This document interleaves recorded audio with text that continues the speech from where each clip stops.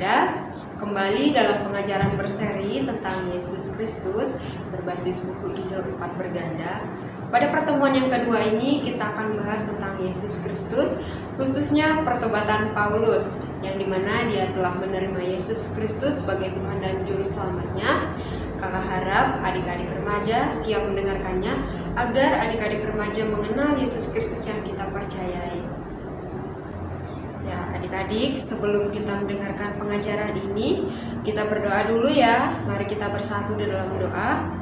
Tuhan Yesus, terima kasih atas kebaikan-Mu dalam setiap kehidupan kami, dan pada saat ini kami anak-anak-Mu akan mendengarkan kebenaran firman-Mu. Berkati anak-anak-Mu yang mendengarkan serta hamba-Mu yang menyampaikan kebenaran firman-Mu. Kiranya apapun yang hamba-Mu sampaikan sesuai dengan kehendak-Mu, dan kiranya kami semua menerima berkat dari firman yang telah disampaikan. Dalam nama Tuhan Yesus kami telah berdoa dan mengucap syukur. Haleluya, amin. Pada tema yang kedua ini yaitu tentang tokoh Alkitab yang menerima Yesus Kristus sebagai Tuhan dan Juru Selamat, yaitu Paulus. Kita akan membahasnya di dalam 3 hal. Yang pertama, kehidupan Paulus sebelum bertobat. Lalu yang kedua, cara perjumpaan Paulus dengan Yesus. Dan yang ketiga, perubahan hidup Paulus setelah bertobat. Untuk mendasari pengajaran kita pada hari ini, kita akan membacanya di dalam Kisah Para Rasul pasal 4 ayat yang ke-12. Di sana dikatakan bahwa, dan keselamatan tidak ada di dalam siapapun juga selain di dalam Dia, sebab di bawah kolong langit ini tidak ada nama lain yang diberikan kepada manusia yang olehnya kita dapat diselamatkan. Kehidupan Paulus sebelum bertobat. Nah, Paulus ini berasal dari Tarsus. Paulus adalah seorang Yahudi. Sebelum ia bertobat, ia dikenal dengan nama Saulus. Nah, Paulus ini seorang ahli dalam hukum Taurat, dan Paulus tidak pernah melanggar sedikit pun hukum Taurat. Paulus pernah menganiaya pengikut Kristus karena baginya di luar ajaran kitab Taurat tidak ada kebenaran. Kita dapat membacanya di dalam Kisah Para Rasul pasal yang ke-9 ayat yang pertama hingga yang kedua. Di sana dikatakan bahwa sementara itu berkobar-kobar hati Saulus untuk mengancam dan membunuh murid-murid Tuhan.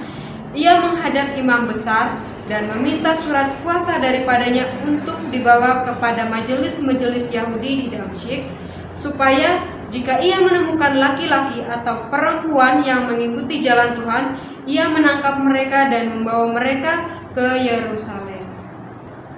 Berikutnya adalah cara perjumpaan Paulus dengan Yesus. Bagaimana Paulus bertemu dengan Yesus? Nah, dalam perjalanan Paulus menuju ke Damsyik untuk menganiaya orang percaya, dan di tengah perjalanannya tiba-tiba memancar cahaya dari langit yang mengelilingi dia. Seketika itu juga Paulus rebah ke tanah, dan terdengarlah suara yang berkata kepadanya, "Saulus, Saulus, mengapa engkau menganiaya aku?" Jawab Paulus, "Siapakah engkau, Tuhan?" Katanya, "Akulah Yesus yang kau aniaya itu. Pergilah ke sebuah kota yang kutunjukkan kepadamu, dan apa yang harus kamu perbuat."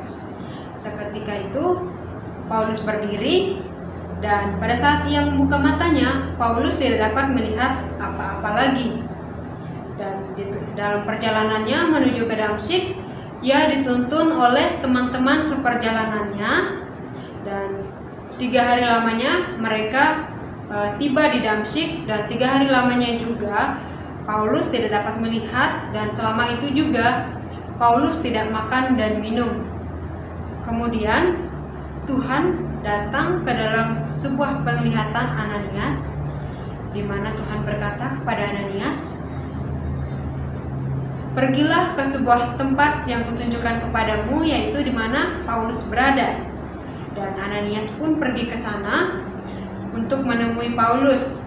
Dan pada saat Ananias tiba di sana, ia pun menumpangkan tangannya di atas Paulus dan berkata, "Yesus Kristus yang telah menampakkan diri kepadamu dan yang kau temui telah mengutus aku untuk menyembuhkan engkau, dan kemudian engkau dapat dipenuhi dengan Roh Kudus. Dan seketika itu juga selaput mata Paulus gugur, dan kemudian tiba-tiba ia dapat melihat kembali.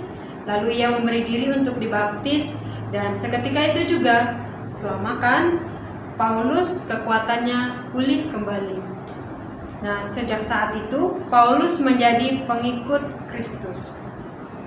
Yang berikutnya, perubahan hidup Paulus setelah bertobat. Nah, setelah bertobat, Paulus tidak lagi menganiaya pengikut Kristus, tetapi dia menjadi seorang pemberita Injil. Paulus memberitakan Injil ke berbagai kota, dan Paulus mendapatkan rohani baru, hidup yang baru setelah dia mengenal Tuhan. Nah, dalam perjalanannya memberitakan Injil, Paulus pun menghadapi berbagai tantangan. Di antaranya, Paulus pernah dianiaya, kemudian ia juga pernah dipenjara, akan tetapi hal itu tidak membuat Paulus berhenti untuk memberitakan Injil. Dan Paulus terus memberitakan Injil sampai pada akhir hidupnya, dan ia pun rela mati demi Injil. Nah, adik-adik, dari ketiga hal tersebut kita dapat mengetahui betapa luar biasa kehidupan tokoh Paulus setelah ia bertobat. Ya, yang menjadi kesimpulan pengajaran kita pada hari ini adalah bahwa betapa pentingnya seseorang menerima Yesus sebagai Tuhan dan Juru Selamat pribadinya, karena akan membawa perubahan dalam hidupnya dan memiliki beban untuk melayani Tuhan. Yang menjadi pertanyaannya untuk kita, yang pertama, bagaimanakah kehidupan Paulus sebelum bertobat? Paulus adalah seorang ahli dalam hukum Taurat, dan Paulus juga seorang penganiaya pengikut Kristus. Yang kedua, bagaimanakah cara perjumpaan Paulus dengan Yesus? Nah, dalam perjalanan Paulus menuju ke Damsyik, ada cahaya yang sangat menyilaukan sehingga membuat ia menjadi buta.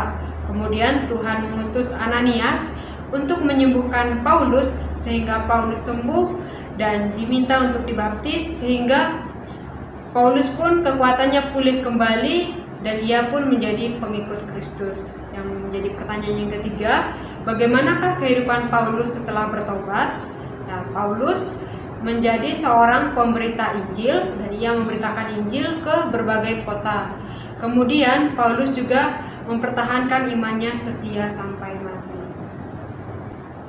Demikian pembelajaran kita hari ini adik-adik tentang pertobatan Paulus. Kiranya adik-adik juga mempertahankan iman serta setia sampai mati seperti Paulus demi Injil. Mari kita berdoa. Tuhan, terima kasih kami telah mendengarkan kebenaran firman-Mu. Kiranya firman-Mu yang telah kami dengarkan bersama boleh kami lakukan dalam setiap kehidupan kami. Dalam nama Tuhan Yesus kami berdoa. Haleluya. Amin.